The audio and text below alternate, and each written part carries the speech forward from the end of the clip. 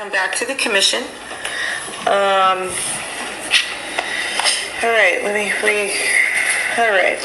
So we do have a motion on the table and a second. The maker of the motion, Commissioner Freeney. So I'll make a few comments. First, I want to thank the Commission for considering this. I know that this came a couple years ago to the whole Commission. I'm not really sure exactly the process by that. I know it was brought up again to me by Elizabeth Olson, who I know is out there somewhere. I worked closely with Elizabeth when I was Director of Animal Services with Pinellas County, and I found her to be extremely passionate, but balanced, has a very balanced approach about animal welfare, and again does a lot of things for animals for no money. So I am extremely supportive of this ordinance, maybe even more so after sitting here tonight. I have worked in government over 30 years, risk manager, HR director, city manager, assistant city manager, director of health and human services, assistant county administrator, and I was animal services director for 2.5 years, and it was the hardest job I ever did. And it's actually like post-traumatic stress sometimes when I think back to what I learned in a really short period of time. And I have friends now because it was kind of survival, because when you can't stop the inflow of animals coming in the back door, which you cannot in the county shelter, you got to get them out. You got to get them adopted, because the Pinellas County Animal Services is not euthanized for space, but if you can't get them out, you get overcrowding, you get sickness, you get aggressive dogs, and that does lead to euthanasia. So I have a passion here, and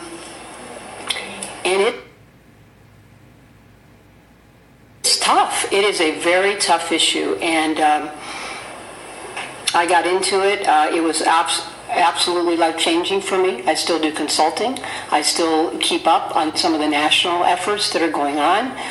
Again, made some really good contacts nationally on these issues, and so I do have a lot of passion about it. I just want to say this kind of as an overview, that Pinellas County Animal Services, SPCA of Tampa Bay, and Humane Society of Pinellas, and again a lot of the rescues, but those three agencies in particular work as a community together, which is not always typical in a lot of places around the country. They fight each other and debate some of the issues. These agencies work very closely, and because of it, euthanasia and some of the other issues with animals are reducing. And it is one of the things I want this commission to see, a 10 or 15 minute presentation sometime, to understand that good things are happening in our community for the welfare of animals. So I do not doubt that there may be some well-intentioned individuals who want to do pet stores or are doing pet stores, but in my opinion, unfortunately, retail sale of dogs and cats incentivize puppy mills. I think that's a fact. I believe it with all my heart. Stores like PetSmart, Pet Supermarket have led the way by showing a very successful pet store model that's profitable, and it does not have any retail sale of dogs and cats. And at the same time, they're able to support the local nonprofits, the local rescues, the local humane organizations. I just saw you over there, Elizabeth. You are hiding over there. So. And there still is a choice. There's a choice. I brought this up last or 2 weeks ago, and I thought about bringing one of my for choice puppies, who's a little 6-pounder, and as cute as a couple of them we've seen, and that was by going to a reputable breeder. Again, and Maltese is my animal of passion. It's also hyperallergenic, which is an issue for me as well, so I can appreciate that. But again, there are reputable breeders out there when you have specific issues. So I have a rescue, and I have from the same litter, 2 that I got from a very reputable breeder. I also know that the agencies like SPCA, Humane Society, bring rescue animals from other parts of the country to try to give a little bit of choice to our citizens out there. So I know that that allows for a little bit of choice. Dunedin does not have retail establishments for cat and dog sales now. I think this is a really proactive, really good thing, because again, I do believe it does incentivize puppy mills.